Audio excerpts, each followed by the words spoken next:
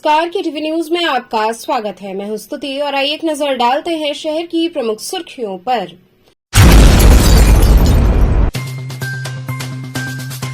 ज्ञानवापी सहित शहर की सभी मस्जिदों में अकीदत के साथ अलविदा जुमे की नमाज हुई अदा, सुरक्षा के रहे व्यापक प्रबंध।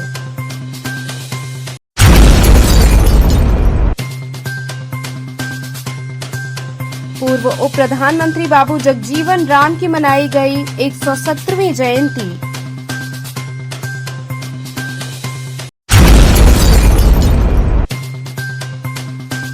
ईद पर्व के मद्देनजर बाजार हुए गुलजार, लोग जमकर कर रहे खरीदारी।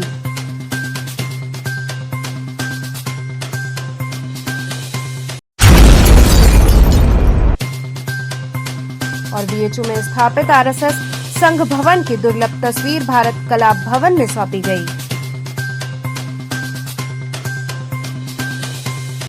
और अब खबरें विस्तार से। ज्ञानवापी सहित शहर की सभी मस्जिदों में अकीदत के साथ अलविदा जुमे की नमाज अदा की गई, वहीं सुरक्षा के व्यापक प्रबंध रहे। वाराणसी की ज्ञानवापी समेत जिले के सभी मस्जिदों में अकीदत व एहतराम के साथ नमाजियों ने अलविदा जुमे की नमाज अदा की। मस्जिद और ईदगाह नमाजियों से भरा रहा। नमाज के बाद दुआ के लिए बारगाह इलाही में रोजेदारों के हाथ उठे। लोगों ने रब से मुल्क में अमन, चैन और तरक्की की दुआ मांगी। शुक्रवार सुबह से ही घरों में नमाज को लेकर उल्लास था। समय से पहले ही बड़ों संग बच्चे भी मस्जिदों में पहुंचे। पैश इमामों ने रुखसत हो रहे रमजान को लेकर तकरीर की। ज्ञानवापी में सुरक्षा के सख्त इंतजाम के बीच पहुंचे रोजेदारों ने अलविदा की नमाज अदा की। नमाज के लिए आम दिनों की अपेक्षा नमाजियों की भीड़ ज्यादा थी। नदेसर में जामा मस्जिद, लंगड़ा हाफिज मस्जिद, नई सड़क, शिया जामा मस्जिद, दारानगर, लाट सरैया मस्जिद के अलावा पुलिस लाइन, अर्दली बाजार, दोशीपुरा, मुकीमगंज, बड़ी बाजार, पीली कोठी, दाल मंडी, हड़हासराय, मदनपुरा, रेवड़ी तालाब, बजरडीहा आदि इलाकों में मस्जिदों में भी नमाज अदा हुई। बता दें कि शुक्रवार लगभग 1:30 बजे से ही ज्ञानवापी में नमाज अदा करने वाले रोजेदारों के आने का सिलसिला शुरू हो गया था। काशी विश्वनाथ मंदिर के गेट नंबर 4 से प्रवेश दिया गया। नमाजी अपने घर से ही वजू करके आए तो कुछ ने मस्जिद में वजू की। अजान के बाद मस्जिद नमाजियों से भर गया। भीड़ ज्यादा होने के कारण काफी संख्या में नमाजियों को दूसरी मस्जिदों की ओर रुख करना पड़ा। शहर मुफ्ती मोहम्मद अब्दुल बातिन नुमानी ने तकरीर के बाद नमाज अदा कराई। जुमे की नमाज के दौरान तकरीर में उलेमाओं ने जहां रमजान की फजीलत बयान की तो वहीं ईद की नमाज के पहले हर मोमिन से सदकाए फित्र की रकम गरीबों को देने की बात कही। कहा कि ईद की नमाज के पहले पहले ये रकम अदा हो जानी चाहिए, जिससे गरीब व यतीम भी अपनी ईद मना सकें। कड़ी सुरक्षा और पुख्ता इंतजाम के बीच माह रमजान के अंतिम जुमा यानी अलविदा की नमाज शुक्रवार को ज्ञानवापी सहित शहर की सभी मस्जिदों में अदा हुई। कमिश्नरेट के पुलिस अफसर भी सड़क पर ही नजर आए। पुलिस आयुक्त मोहित अग्रवाल ने कहा कि आगामी त्योहारों के मद्देनजर सभी एसीपी और थानाध्यक्षों को अतिरिक्त सतर्कता बरतते हुए ड्यूटी करने का निर्देश दिया गया है। सोशल मीडिया के सभी प्लेटफॉर्म की निरंतर निगरानी की जा रही है। ज्ञानवापी समेत सभी मस्जिदों में सकुशल जुमे की नमाज संपन्न कराई गई। इसी कड़ी में नदेसर जामा मस्जिद में काफी संख्या में पहुंचे रोजेदारों ने आखिरी जुमे की नमाज अदा की। इस दौरान बाहर तक लोगों की भीड़ रही और लोगों ने अकीदत के साथ नमाज अदा करते हुए अमन चैन की दुआ की। वहीं इस दौरान सुरक्षा की दृष्टि से व्यापक प्रबंध रहे। काफी संख्या में फोर्स तैनात रही। हमने अलविदा की दुआ में मुल्क के अंदर अमन चैन के लिए, सुकून के लिए, आपसी भाईचारे के लिए दुआ की। रमज़ान की बरकत की वजह से उन्होंने मुसलमान भाइयों के लिए और हिंदुस्तान के तमाम भाइयों के लिए, उनकी उन्नति के लिए, उनकी प्रगति के लिए दुआ की। क्या नाम है आपका? मोहम्मद असद। पूर्व उप प्रधानमंत्री बाबू जगजीवन राम की 117वीं जयंती संत रविदास मंदिर राजघाट में मनाई गई। शुक्रवार को पूर्व उप प्रधानमंत्री समतामूलक समाज के संवाहक बाबू जगजीवन राम की 117वीं जयंती दी रविदास स्मारक सोसाइटी के तत्वावधान में संत रविदास मंदिर राजघाट में मनाई गई। प्रांगण में स्थित बाबू जगजीवन राम की प्रतिमा पर लोगों ने पुष्प अर्पित कर उन्हें भावभीनी श्रद्धांजलि दी।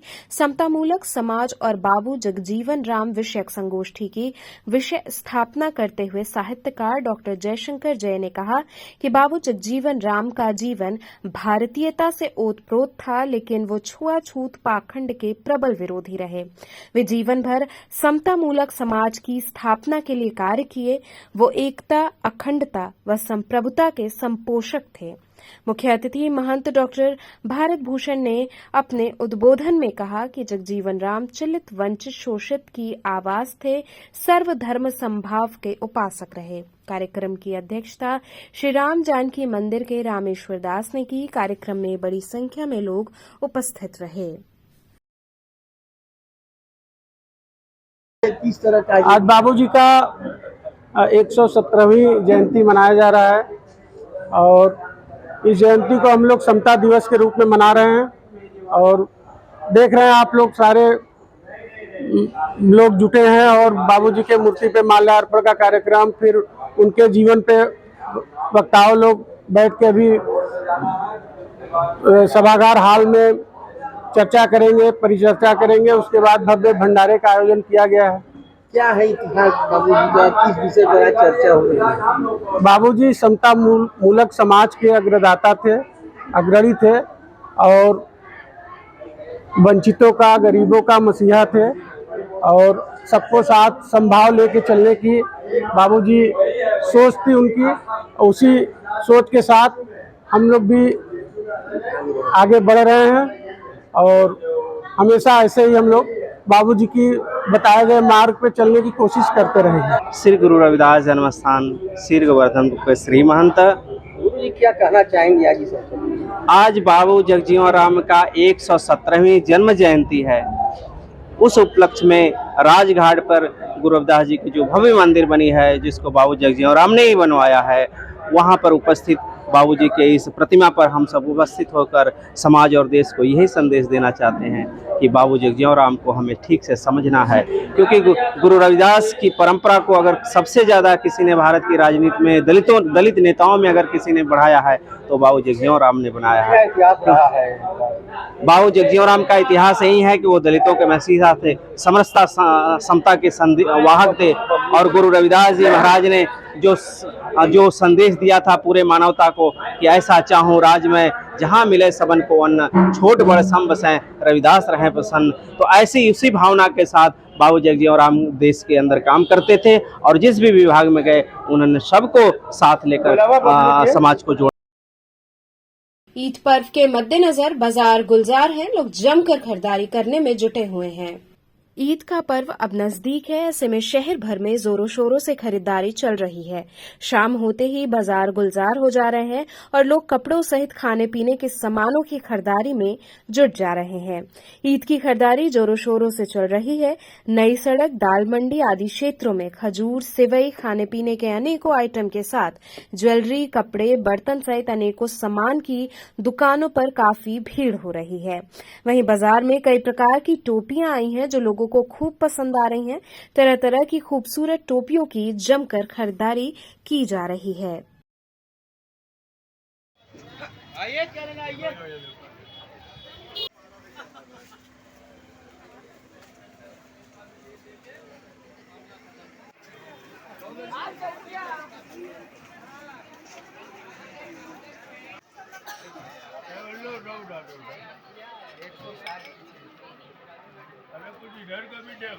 बीएचयू में स्थापित आरएसएस संघ भवन की दुर्लभ तस्वीर भारत कला भवन में सौंपी गई।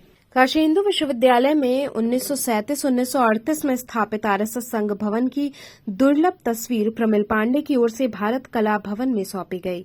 इस दौरान प्रमिल पांडे ने बताया कि काशी हिंदू विश्वविद्यालय का जहां पूरे विश्व में अपना एक अलग ही नाम और पहचान है, वहीं काशी हिंदू विश्वविद्यालय के संस्थापक पंडित मदन मोहन मालवीय के द्वारा 1937-1938 में आरएसएस संघ भवन बनवाया गया था, जो 22 फरवरी 1976 को आपातकाल में उस समय की तत्कालीन प्रधानमंत्री इंदिरा गांधी के इशारे पर पूरी आरएसएस संघ भवन को रातों रात धराशायी कर उसका मलबा रातों रात हटा दिया गया।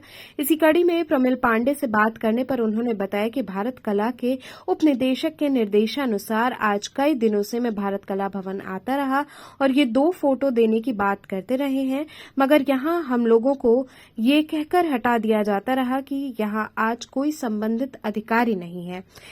इसी संदर्भ में जो मेरे पास एकमात्र फोटोग्राफ बचा है उसे मैं काशी हिंदू विश्वविद्यालय के भारत कला भवन में एक उचित स्थान दिलाने के लिए कई दिनों से संघर्षरत रहा। आज हमें सफलता मिली और यहां के अधिकारियों ने इन फोटोग्राफ्स को रिसीव कर लिया है।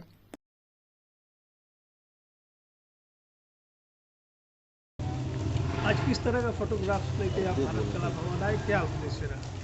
ये सन 1937-38 में महामना पंडित मदन मोहन मालवीय जी द्वारा आरएसएस संघ भवन यहाँ बनवाया गया था।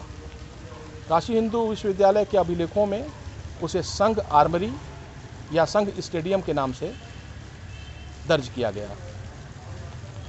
उस संघ भवन को 22 फरवरी 1976 को देश की तत्कालीन प्रधानमंत्री श्रीमती इंदिरा गांधी के शाह पर यहाँ के तत्कालीन कुलपति डॉक्टर के.एल. श्रीमाली जी द्वारा तोड़ दिया गया। 18 ट्रक पीएसी लगाई गई थी और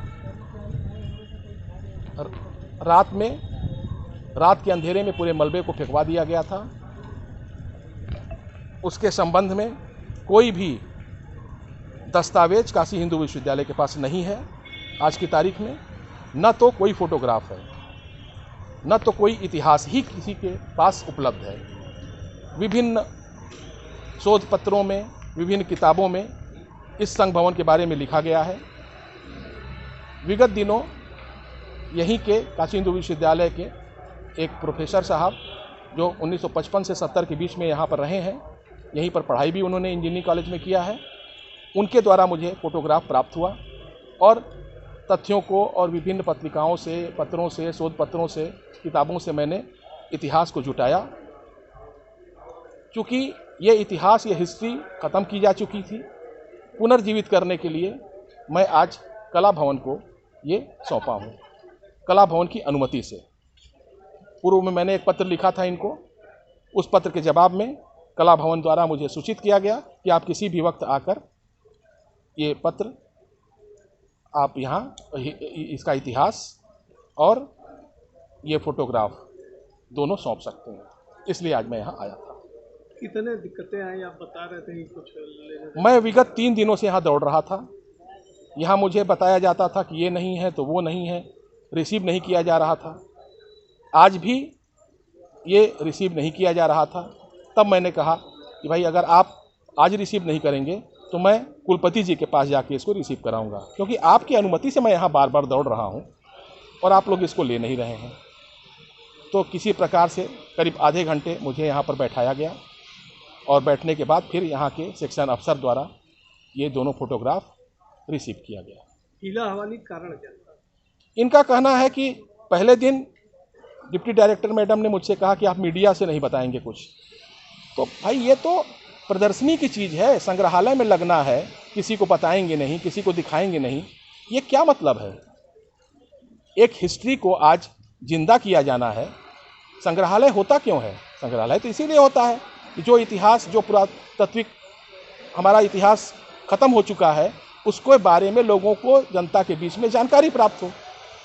तो उसको अगर छिपाया जाएगा तो जानकारी कैसे प्राप्त होगी? हो सकता है वो वीथिका में लगाया ही ना जाए।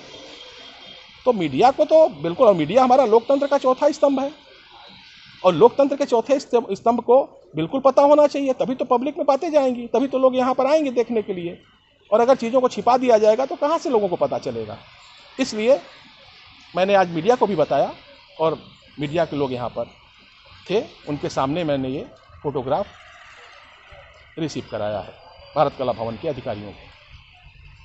यहाँ रुकेंगे एक छोटे से ब्रेक के लिए। आप बने रहिए KTV के साथ।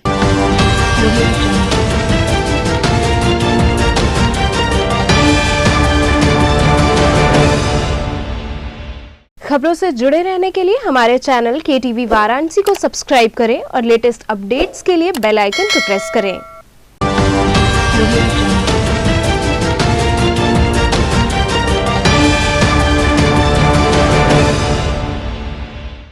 ब्रेक के बाद आपका स्वागत है। वाराणसी क्रिकेट एसोसिएशन के सहयोग से क्रिकेट प्रेमियों के लिए IPL फैन पार्क का आयोजन किया जाएगा। पत्रकारों से रूबरू होते हुए ऑलविन ने बताया कि वाराणसी क्रिकेट एसोसिएशन के सहयोग से टाटा IPL फैन पार्क का आयोजन हो रहा है, जो कि कटिंग मेमोरियल के ग्राउंड पर किया जा रहा है, जहां बड़े पर्दे पर IPL की लाइव स्ट्रीमिंग होगी। इसका आयोजन 6 और 7 अप्रैल को होगा। IPL फैन पार्क का उद्देश्य ये है कि जिन शहरों में स्टेडियम नहीं है या स्टेडियम होकर भी मैच नहीं होते और जो क्रिकेट प्रेमी है, वहां हम IPL लाइव मैचेस दिखाते हैं, जहां फ्री एंट्री है। कि आप लोग हमारा इन्विटेशन एक्सेप्ट करके यहाँ तक आए, इसलिए मैं आपका शुक्रिया अदा करूँ। IPL फैन पार्क के बारे में अगर मैं बोलूँ तो 6 और 7 तारीख को कटिंग मेमोरियल क्रिकेट ग्राउंड में IPL मैचेस के लाइव स्क्रीनिंग के मैचेस हम दिखाने वाले हैं। 32x18 के बड़े स्क्रीन के हम लाइव मैचेस हम दिखाने वाले हैं। उसका उद्देश्य यही है कि जिस सिटीज़ में स्टेडियम नहीं है, स्टेडियम्स होके भी मैचेस नहीं होते, उस सिटीज़ में हम जाके IPL के मैचेस के क्रिकेट प्रेमी जो है वो अपने फेवरेट प्लेयर, अपने फेवरेट टीम्स को आके चीयर कर सके। और सबसे महत्वपूर्ण बात यह है कि ये फ्री एंट्री है, यहाँ पे नॉन टिकटेड है। और दूसरी बात यह है कि इस सीजन में IPL फैन पार्क जो है वो 50 सिटीज़ में हो रहा है। और यूपी स्टेट में जो 4 सिटीज़ में जो है उसके नाम भी बता दूँ। मेरठ में जो 22 और 23 मार्च को हो चुका है, उसके बाद वाराणसी में 6 और 7 को, मथुरा में भी हो रहा है 4 और 5 में को, आगरा में 24 और 26 को जो सेमीफाइनल मैच। श्री गवर्जा माता उत्सव समिति की ओर से वार्षिकोत्सव संधारा और शोभा यात्रा आयोजित की जाएगी। मारवाड़ी भवन लक्सा में आयोजित पत्रकार वार्ता में जानकारी देते हुए संस्था के अध्यक्ष दीपक कुमार बजाज एवं मंत्री पवन कुमार अग्रवाल ने संयुक्त रूप से बताया कि समाज की महिलाओं एवं कन्याओं के लिए 6 अप्रैल शनिवार को रंगारंग सिंधारा कार्यक्रम का आयोजन किया गया है। 11 अप्रैल को गोलघर स्थित श्री काशी गौशाला से एक शोभा यात्रा प्रारंभ होगी, जो चौक गोदौलिया गिरजाघर होते हुए लक्ष्मी कुंड स्थित श्री श्याम मंदिर पहुंचेगी, जहां मां गणगौर का पूजन समाज की महिलाओं एवं कन्याओं के द्वारा किया जाएगा तथा अपने अपने घरों में पूजी गई गणगौर का लक्ष्मी कुंड तालाब में विसर्जन किया जाएगा।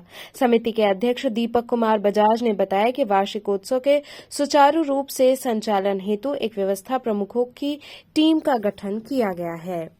देखिए, गणगौर का ये कार्यक्रम है और काशी में 125 साल पहले महाराजा बीकानेर ने ये कार्यक्रम प्रारंभ किया था। उसके बाद से हमारे राजस्थान के सभी समाज, चाहे मारवाड़ी समाज हो, मैसूरी समाज हो, ब्राह्मण समाज हो, खंडेलवाल समाज हो, जितने भी लोग राजस्थान से आए हैं, सब मिल करके इस पर्व को बहुत धूमधाम से मनाते हैं। और यह राजस्थान का एक बड़ा लोक पर्व है। और जिस तरह राजस्थान भी देवों की भूमि है, वहाँ वीरों का इतिहास है, उसी तरह वहाँ लोक पर्वों का इतिहास भी है। उसी में से एक लोक पर्व गणगौर है। और काशी में इसका महत्व इसलिए बढ़ जाता है क्योंकि एक तरह से यह शिव और शक्ति की आराधना का पर्व ही है, जहाँ माँ गौरी जो है कुंवारी कन्याओं को अच्छा वर मिले इसका आशीर्वाद देती हैं। वहीं जो है माँ और बाबा मिलकर के विवाहित महिलाओं को जो प्रथम वर्ष 17 दिन तक इसका पूजन करती है, उनको अखंड सौभाग्य का आशीर्वाद प्रदान करते हैं। ऐसी हमारी मान्यता है। 6 अप्रैल को शुभम लान में रंगारंग सिंधारा कार्यक्रम मनाया जा रहा है, जिसमें मुख्य अतिथि के रूप में हमारे मंडलायुक्त महोदय जो श्री कौशल राज जी शर्मा हैं, उनकी धर्मपत्नी श्री सुहानी महर्षि जी आएंगी। और विशिष्ट अतिथि के रूप में कौशल राज शर्मा जी ने जो है आने की सहमति दे दी है। और ये कार्यक्रम शुभम लान में 4 बजे से प्रारंभ होगा, जहां हमारे समाज की, राजस्थान समाज की 150 से ज़्यादा महिलाएं और बच्चे कार्यक्रम की प्रस्तुति देखें। 2.5 आखर प्रेम का कार्यक्रम की थीम रखी गई है, जिसमें मीरा का चाहे भक्ति प्रेम हो, चाहे राम भरत का भातृ प्रेम हो, चाहे बाल सखा का जो प्रेम है, ये सब प्रेम जो है वो अपनी प्रोग्राम के माध्यम से स्टेज पे व्यक्ति देंगे। 11 अप्रैल को एक शोभा यात्रा का कार्यक्रम है, जो कि 3 बजे जो है मैदागिन स्थित गोलघर से प्रारंभ होकर के श्याम मंदिर तक आएंगी। और उसके बाद जो रोज गणगौर पूजी जाती है, उनका लक्ष्मी कुंड में विसर्जन होगा। श्री काशी विश्वनाथ मंदिर न्यास ने वित्तीय वर्ष 2023-24 में आय तथा व्यय में वृद्धि की। श्री काशी विश्वनाथ मंदिर न्यास ने वित्तीय वर्ष 2023-24 में आय तथा व्यय दोनों में पर्याप्त वृद्धि की है। गत वर्ष की तुलना में 42.43% की वृद्धि के साथ मंदिर न्यास की कुल आय 83 करोड़ 34 लाख रही, तो वहीं व्यय में 40.38% की वृद्धि के साथ 25 करोड़ 32 लाख का रहा है। व्यय में बढ़ोतरी मुख्यतः मंदिर न्यास द्वारा प्रारंभ की गई नवीन कल्याणकारी योजनाओं के कारण हुई है। इन योजनाओं में प्रमुख रूप से समस्त संस्कृत विद्यार्थियों को वस्त्र, पुस्तक, वाद्य यंत्रों आदि का वितरण प्रारंभ किया जाना, शीत ऋतु में कंबल, वस्त्र आदि का सामान्य जन को वितरण, अन्न सेवा द्वारा निःशक्त जनों, यात्रियों आदि को भोजन की सुविधा प्रदान करने, राष्ट्रीय अंतर्राष्ट्रीय विद्वानों की सहभागिता में वैश्विक समस्याओं के निवारण हेतु समय समय पर अनेक सेमिनार आयोजित किया जाना इत्यादि सम्मिलित है। इस वर्ष मार्च में ही रिकॉर्ड दर्शनार्थी यहाँ पे दर्शन करने आए।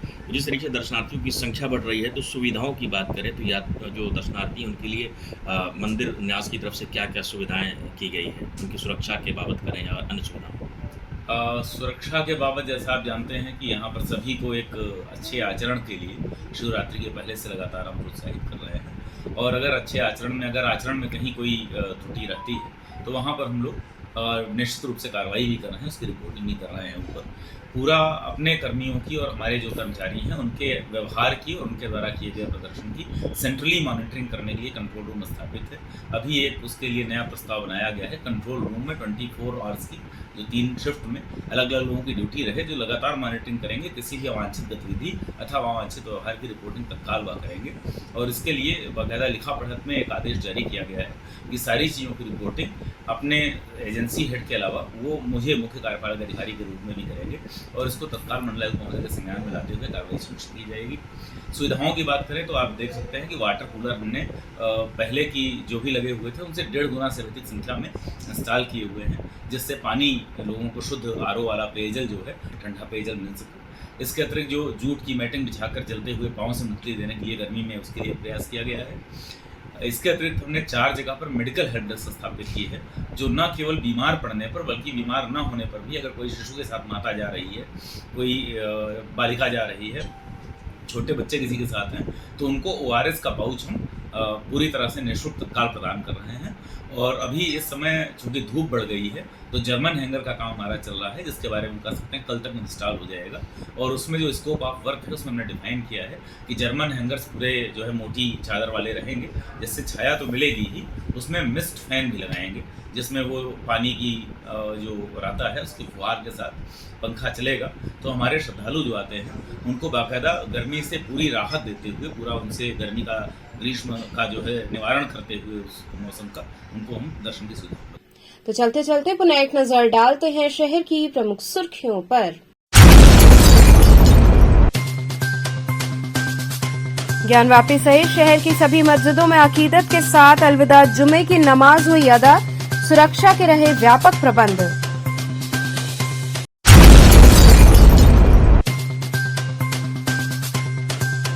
पूर्व उप प्रधानमंत्री बाबू जगजीवन राम की मनाई गई 117वीं जयंती।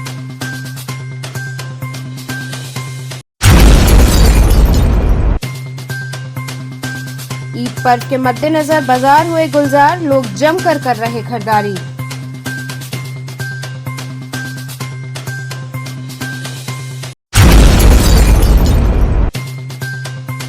और BHU में स्थापित RSS संघ भवन की दुर्लभ तस्वीर भारत कला भवन में सौंपी गई। तो थे आज के समाचार, कल फिर होगी मुलाकात, तब तक के लिए नमस्कार।